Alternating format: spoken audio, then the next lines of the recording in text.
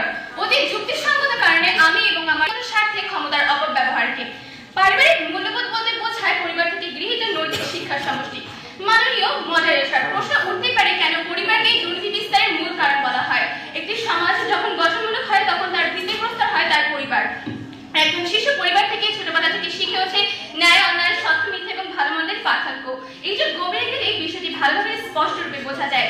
যখন কোনো শিশুকে শেখানো হয় সত্য বলো, অন্যায় প্রতিবাদ করো, হালাল রুজি কামাও, তখন সেই শিশু ছোটবেলা থেকেই সৎ নাগরিক হিসেবে গড়ে ওঠে। কিন্তু মাননীয় মডারেটর, অত্যন্ত দুঃখজনক বর্তমান দেখা যায় অধিকাংশ বাবা মাই তাদের সন্তানদেরকে শেখায় চালাক হতে শেখো, সরল হলে ঠকতে হবে। যেমন মাননীয় মডারেটর, একজন শিক্ষার্থী যখন দেখে তার বাবা মা পরীক্ষার ভালো ফলাফলের জন্য তাকে প্রশ্নপত্র কিনে দিয়েছে তখন সে স্বভাবতই ভাবে যোগ্যতা নয়, সুযোগ চাই আসল। আবার একজন শিশু যখন দেখে তার বাবা ঘুষ দিয়ে চাকরি পাচ্ছে তখন সে ভাবে আইনের চেয়ে চেনা জানাটাই বড়, তখন সে আইনকে অবজ্ঞা করতে শুরু করে। বিশ্ববিখ্যাত মনোবিজ্ঞানী আলবার্ট বান্দরা বলেছিলেন, children learn more from what you are than what you